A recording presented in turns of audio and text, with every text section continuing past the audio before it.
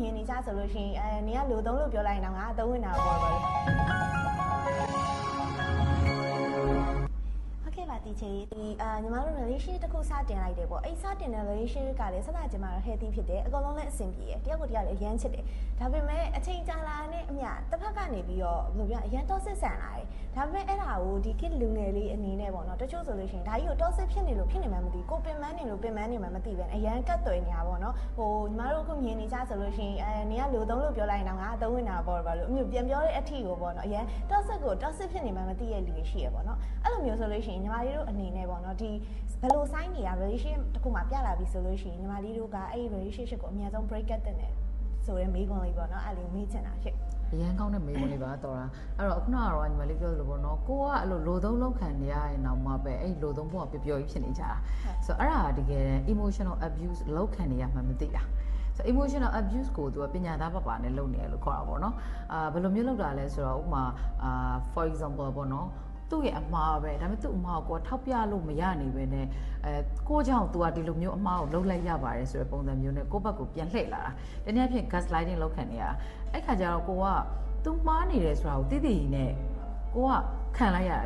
ဆိုတာကလည်းအဲ့လိုပေါ့နော်ကိုယ့်သူ့ခြေပလို့ရမနေပဲနဲ့သူ့အမှားကိုလုံးဖြစ်သွားတာမျိုးအလောက်ခံရတယ်ပေါ့နော်နောက်တစ်ခါကျတော့အဲ့လို emotional အဖြစ်အများနဲ့ manipulate အလောက်ခံနေရတာမျိုးရှိတယ်တချို့ဆိုလို့ရှိရင်လည်း emotional control လောက်ခံရတာမျိုးရှိရပေါ့နော်ခုနကတချို့ပြောခဲ့သလိုပေါ့နော် narcissistic ဆိုလို့ရှိရင်ဒီဟာအရင်ကျွမ်းကျင်တယ်တနည်းအားဖြင့် dark psychology သမားတွေဆိုလို့ရှိရင်လားဒီလိုလုပ်ရမျိုးအရင်ကျွမ်းကျင်တယ်ဆိုတော့တနည်းအားဖြင့်ဟိုကိုပေါ့နော်ပျောက်ဆုံးလာပြီလို့ယူဆရတယ်နောက်ခါကျလို့ရှိရင်အဲ့လိုပေါ့နော်ကိုဇဝေဇဝါဖြစ်လာပြီကိစ္စရတိုင်းမှာသူမှားလားကိုမှားလားဆိုတာကိုဇဝေဇဝါဖြစ်လာတယ်စိတ်ထဲမှာသူမှားနေသိပေမဲ့လည်းမှားကြောင်ပြောလို့လည်းရမနေဘူးဒါဆိုလို့ရှိရင်ဒီ relationship တွေကပုံမှန်ဟုတ်မနေတော့ဘူးပေါ့နော်ဆိုတော့ဒါကတော့ emotional abuse လောက်ခံရပေါ့တချို့ကျတော့လည်း verbally abuse အမြင်နဲ့လောက်တာရှိတယ်ဆိုတော့ကကြတော့ခုနရှိမှတစ်ချက်ပြောခဲ့သလိုပေါ့နော်ကိုယ့်ရဲ့ partner ပေါ်မှာမူလတာမပွားပေးနိုင်မင်းနဲ့ partner ရဲ့ဒီအောင်မြင်မှုတွေထားပါတော့ရရှိလာတဲ့ result တွေပေါ်မှာ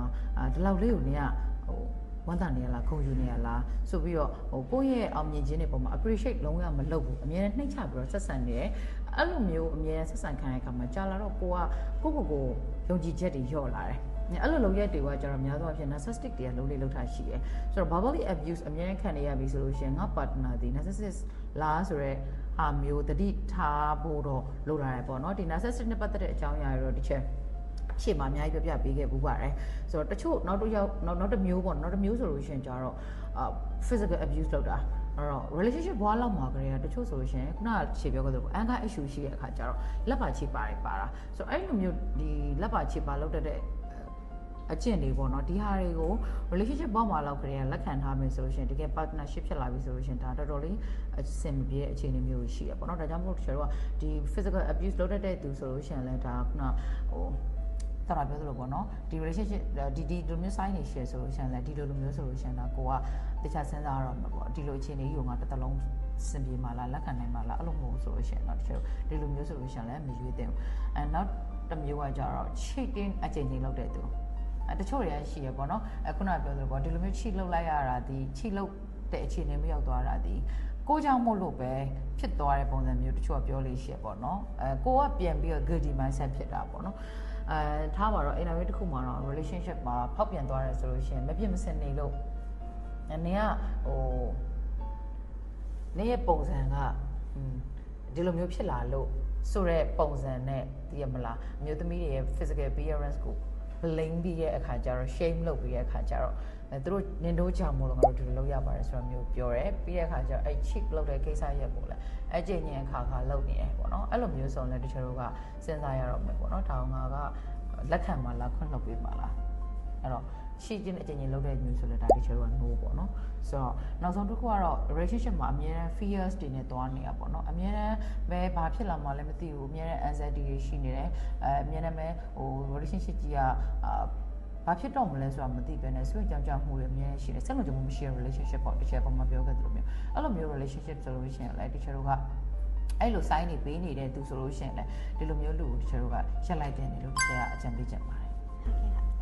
ဟုတ် ဟုတ်ကဲ့ပါတီချေရှင်အဲ့ဒါဆိုလို့ရှိရင်ပေါ့နော်ညီမလေးနောက်ဆုံးအနေနဲ့ပေါ့နော်မိကုန်းလေးတစ်ခုပဲမေးပါတော့မယ်အဲ့ဒါလေးကညီမလေးတို့ဒီပေါ့နော်လူရဲလို့ဖြစ်လာပြီဆိုတာနဲ့အသေးမကွဲဘူးလေဆိုတာမရှိဘူးပေါ့နော်ချစ်တဲ့လူတိုင်းကလေဒါအသေးကွဲကြတာကြီးပဲအဲ့လိုမျိုးဆိုတော့တချို့ကြတော့လည်းမချစ်တော့ဘယ်လိုပြောရမလဲမူးအနေဆိုတာကွာတရက်နှစ်ရက်အတွင်းလုံနိုင်တယ်ဒါပေမဲ့တကယ်ချစ်တဲ့လူကြတော့လေလာရချီရဲ့နှစ်တချီရဲ့တလုံးမူးအောင်မရတဲ့အခြေအနေထိလည်းရောက်သွားကြတယ်ပေါ့နော်အဲ့လိုမျိုးဆိုတော့ဒါကြီးကတကယ်တမ်းကြည့်လို့ရှိရင်အဆင်မပြေဘူးပေါ့နော်ကိုယ့်အတွက်ဒီຢာကြီးကိုအများတိုင်းဆွဲကပ်ပြီးတော့အတိတ်ကိုအတိတ်မှာမချန်ထားခဲ့နိုင်တာပေါ့အဲ့လိုမျိုးအခြေအနေတွေဆိုလို့ရှိရင်ညီမလေးတို့အနေနဲ့ပေါ့နော်ကိုယ့်ကိုပြန်ပြီးတော့တိဆောက်ဖို့အတွက်ကိုအရန်ခက်ခဲတယ်အဲ့ဒီအတွက်ညီမလေးတို့အနေနဲ့ပေါ့နော်ဒီ relationship တစ်ခု break up ဖြစ်သွားပြီဆိုလို့ရှိရင်ဘယ်လိုမျိုးလေးပြန်ပြီးတော့ကိုယ့်ကိုတိဆောက်ရမလဲဘယ်လို healing လေးလုပ်သင့်လဲဆိုတာလေးတစ်ချက်တော့ပြောပြပါအောင်နော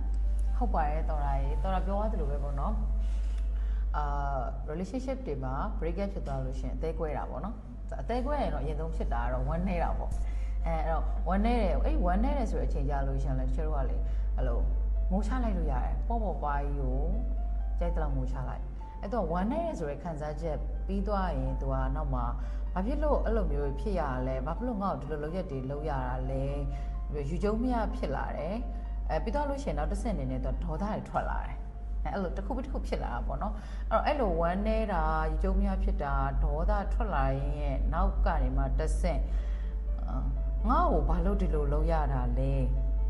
ငါဘာမှားသွားလို့လဲငါမှဘာချုံရင်းချက်ရှိလို့လဲဆိုပြီးတော့အဖြေကိုတစ်ခါလေကြရင်ကို့မှာရှာတာမျိုးဖြစ်လာတယ်အဲ့တော့ကိုပေါ့နော်ယုံကြည်မှုတွေပျောက်လာတယ်ဥပမာဖြင့်cheating လုပ်ပြီးတော့အလုပ်ခံပြီးတော့ relationship က break up ဖြစ်သွားတယ်ဆိုကြပါအဲ့ဒါဆိုလို့ရှိရင်ငါကမလှလို့လားငါကသူနောက်ထပ်ဖောက်ပြန်သွားတဲ့သူလောက်ပညာမတတ်လို့လားငါကအဲ့ဒီရောက်လောက်မချမ်းသာလို့လားဆက်သက်ဖြစ်နေပေါ့နော်ကိုပြန်ပြီးတော့ကိုစီမှာကိုဖြည့်ပြန်ရှာတာဒီ relationship ကြီးကကိုကြောင့်များဒီလိုဖြစ်သွားရတာလားဆိုတဲ့အဖြေမျိုးပြန်ရှာရဆိုတော့ကိုလေးစားတန်ဖိုးထားတဲ့စိတ်တွေပျောက်သွားတာဖြစ်တဲ့အတွက်အဲ့လိုမျိုးဖြစ်သွားပြီးတဲ့အချိန်မှာကိုကအရင်ဆုံးလုပ်ရမယ်တခုကအဲ့ self worth ပေါ့နော်ကိုရဲ့တန်ဖိုးကိုတည်တည်ချာချာပြန်လဲပြီးတော့သိပြီးတော့အခါကျတော့ကိုရဲ့ self esteem ကိုပြန်တိဆောက်ဖို့ကအဓိကအရေးကြီးဆုံးပဲတို့မျိုးသမီးရ relationship အဲ့လို break ဖြစ်သွားရင်အရင်ဆုံးစဖြစ်တာအဲ့ဒီခုနလိုမျိုးပေါ့နော်ကိုပြန်ပြီးတော့အဖြေငါ့စီမရှိမလားပြန်ရှာတာပေါ့နော်အဲ့လိုနဲ့ pack ဆိုပြီးတော့ self esteem တွေကရော့သွားတာမျိုးရှိတယ်ဆိုတော့ခုနပြောလို့ပဲ self esteem ကိုပြန်တိဆောက်ပါပြီးလို့ရှိရင် self reflect လုပ်ရမယ်ဒုတိယအချက်အနေနဲ့ self reflect လုပ်ရမယ်ဆိုတာကအရှိ relationship မှာကငါဘလို့ action တွေပေးလိုက်လို့ဒီလိုမျိုးဖြစ်သွားတာလေဥပမာပြခုနလိုပေါ့နော်ကိုသူက cheat လုပ်သွားတယ်ဆိုတဲ့အခါမျိုးမှာအဖေကကိုယ်စီမှာရှာရမယ်ဆိုတာသူဒီ cheating လုပ်တတ်တဲ့ behavior pattern တွေရှိရသူလားနောက်တစ်ခုကကိုလည်းပြန်ဆန်းစစ်တဲ့အခါမှာကိုဒ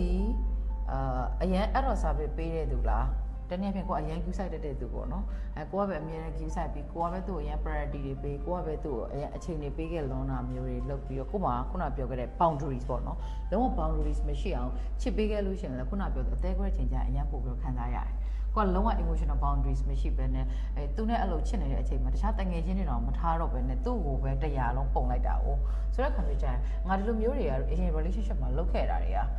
အမှန်မမှန်ဘူးပေါ့နော်ဆက်သဖြင့်အဲ့လိုမျိုးကိုပြန်ပြီးတော့ sensitive ပြီးတော့ self reflect လုပ်တင်တယ်တတိယအချက်အနေနဲ့က no contact လုံးဝအဆက်အသွယ်ပြန်မလုပ်ရအောင်ဆိုတော့ relationship ကိုခုနလို break ဖြစ်သွားပြီလို့လည်းပြောကြသေးတယ်တချို့ကကြတော့messenger မှာစကားပြောနေတော့မဲ့တော့မပြောဘူးဆိုတော့မှပဲသူ့ကောင်စိတ်နေလားမသိဘူးသွားကြည့်မယ်တော့messenger တွေ Facebook ဟိုမှာTikTok တို့ဘာလို့မှာ blog ထားတယ်တော့မှပဲ Telegram မှာရှိနေသေးတယ်တော့ဆက်သဖြင့်ပေါ့နော်အဲ့တော့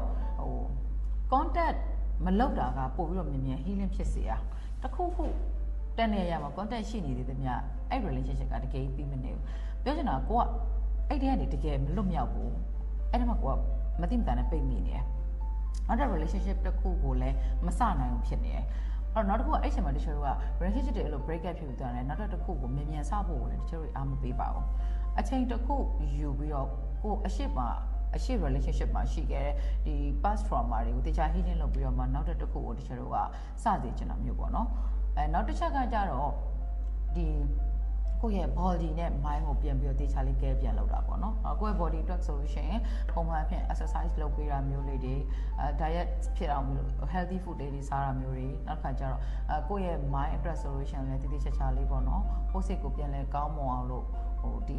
ရှိခဲ့တဲ့ past trauma တွေကိုတေချာကုစားရမှာဖြစ်စေပေါ့နော်ဒါမျိုးလေးတွေတချို့တေချာလုပ်တင်တာအဲ့တော့နောက်ဆုံးတစ်ခုအရေးကြီးတာကဟိုကိုယ့်ရဲ့ပျော်ရွှင်မှုတွေကိုကိုယ်တိုင်ဖန်တီးတတ်အောင်လို့လေ့ကျင့်တာအဲ့တော့ဒါကိုတချို့ရှက်ဗီဒီယိုတွေမှာလည်းပြောမှုတယ်ပေါ့နော်တချို့တို့က